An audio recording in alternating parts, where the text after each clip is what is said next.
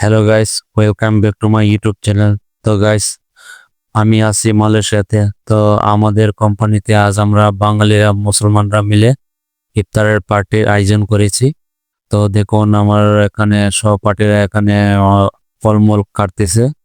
তো আমরা প্রতি বছরই এভাবে ইফতার পার্টি করে থাকি। তো ফলমূল আছে, সাথে আরো বিরিয়ানির পার্টি আছে। বিরিয়ানিও আমরা রান্না করছি। তো এখানে আড়াইজনে মালটা কাটতেছে। এক একজনে এক এক রকমের কাজ দেওয়া হয়েছে।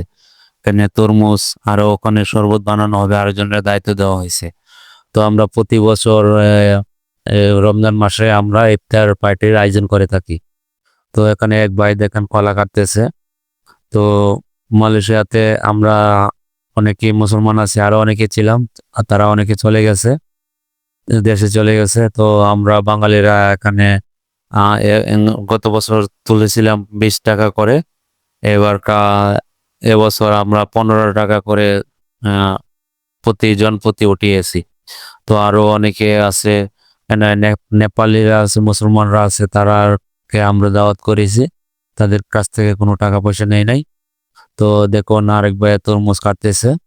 তো আমরা প্রবাসীরা মনে করেন কাজের ফাঁকে এইটুকু করতে পারছি, তার জন্য আলহামদুলিল্লাহ।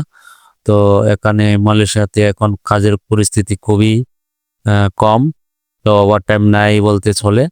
তো আমরা এই অনেক বাইরে মিলে সহযোগিতায় আমরা এই কাজটা সম্পন্ন করতে পেরেছি। তো আজ 15 রোজা চলে গেছে। তো 15 রোজা আজ শেষ, কাল 16 রোজা হবে। তাই আজকে 15 রোজাতে আমরা একটা ইফতার পার্টির আয়োজন করে দিলাম।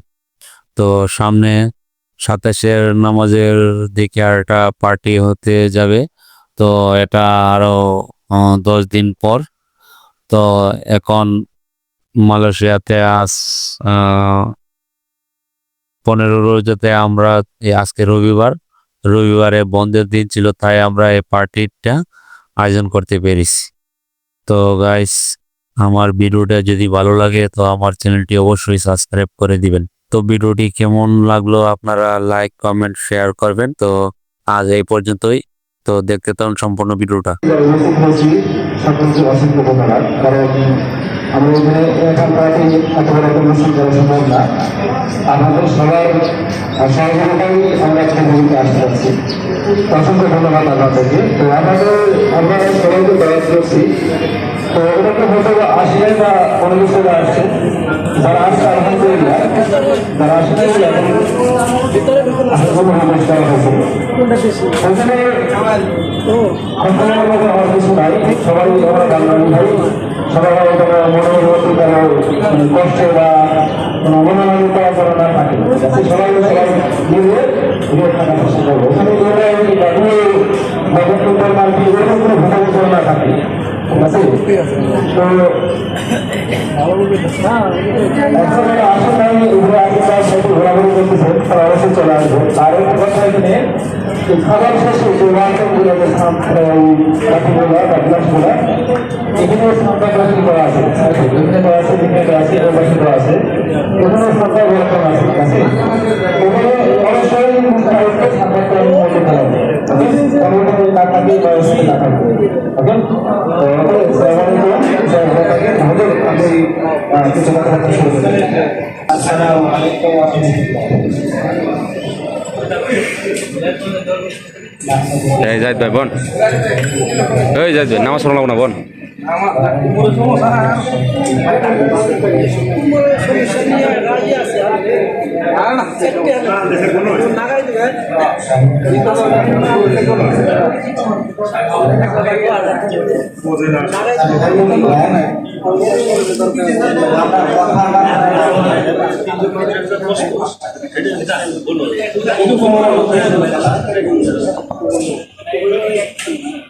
আল্লাহ রাসূল সাল্লাল্লাহু আলাইহি ওয়াসাল্লাম বলেছেন, একটা মানুষের 8টার সময় দোয়া কবুল হয়।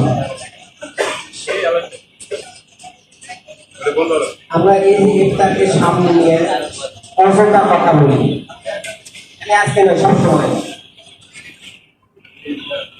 আল্লাহ রাসূল সাল্লাল্লাহু আলাইহি ওয়াসাল্লাম বলেছেন, একটা মানুষ রমজান মাসে রোজা থাকার পরে ইফতারকে সামনে নিয়ে বান্দা খাইতে পারে খায় না, এরকম সময় আল্লাহর কাছে যা চায় আল্লাহ কবুল করে।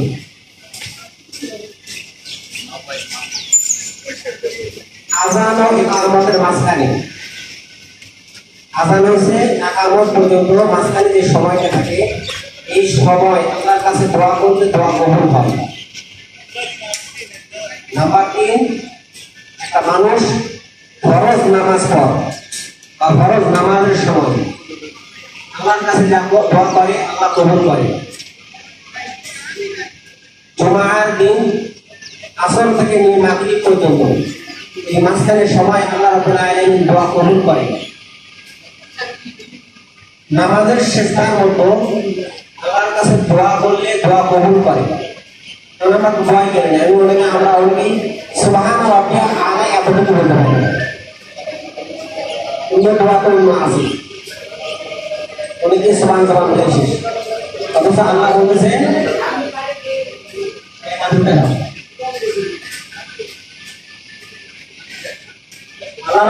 কোন মানুষ যদি সেজদায় যায় আল্লাহর সবচাইতে নিকটবর্তী হয়।